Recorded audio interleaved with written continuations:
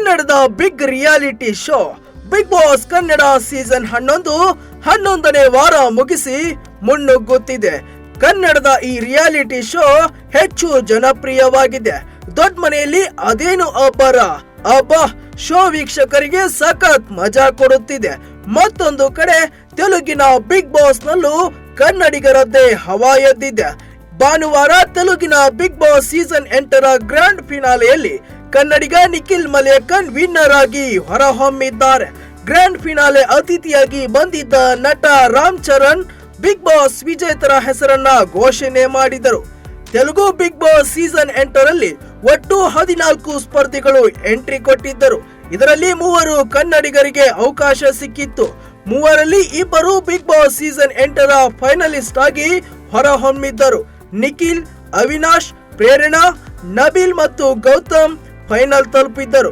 ಕೊನೆಗೆ ಗೌತಮ್ ಹಾಗೂ ನಿಖಿಲ್ ಅವರ ಮಧ್ಯೆ ದೊಡ್ಡ ಟಫ್ ಫೈಟ್ ಇತ್ತು. ಇವರೆಲ್ಲರನ್ನ ಹಿಂದಿಕ್ಕಿ ಅದ್ಭುತ ಆಟ ಪ್ರದರ್ಶಿಸಿದ ನಿಖಿಲ್ ಬಿಗ್ ಬಾಸ್ ತೆಲುಗು ಟ್ರೋಫಿಯನ್ನ ಮೇಲೆತ್ತುವ ಮೂಲಕ 55 ಲಕ್ಷ ರೂಪಾಯಿ ಬಹುಮಾನವನ್ನ ತನ್ನದಾಗಿಸಿಕೊಂಡರು.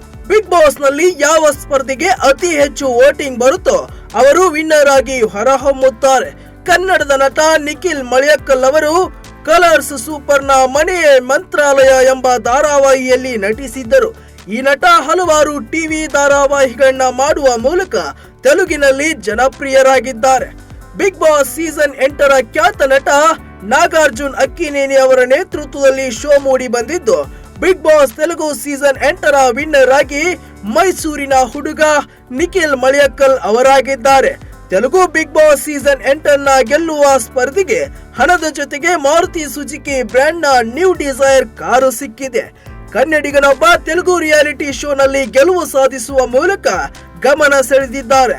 ಬಿಗ್ ಬಾಸ್ ತೆಲುಗು ಸೀಸನ್ 8ರ ವಿನ್ನರ್ ನಿಖಿಲ್ ಪ್ರತಿಷ್ಠಿತ ಟ್ರೋಫಿಯನ್ನ ತನ್ನದಾಗಿಸಿಕೊಂಡಿದ್ದಾರೆ.